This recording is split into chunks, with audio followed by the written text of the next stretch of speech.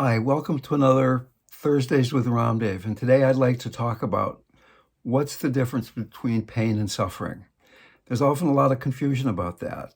Can we be in pain and not suffer? There's this saying, common saying, pain is mandatory, suffering is optional.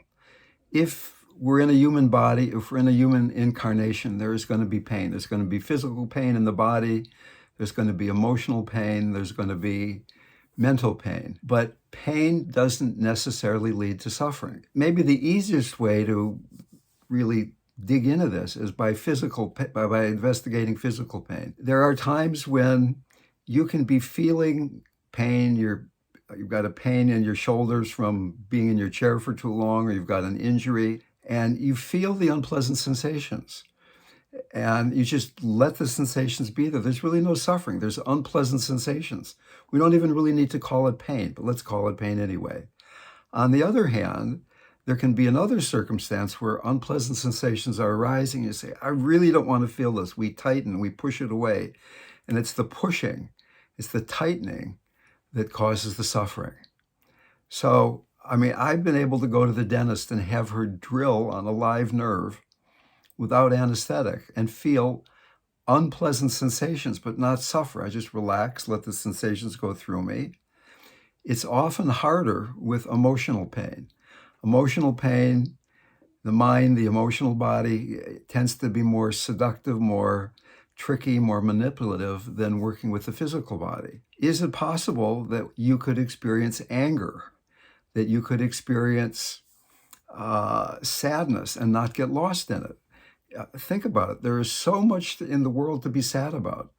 Babies are dying. There's a war going on. There's a COVID pandemic going all around the world. You don't have to look too far to find a lot of suffering. And if we really open to that, we feel sad.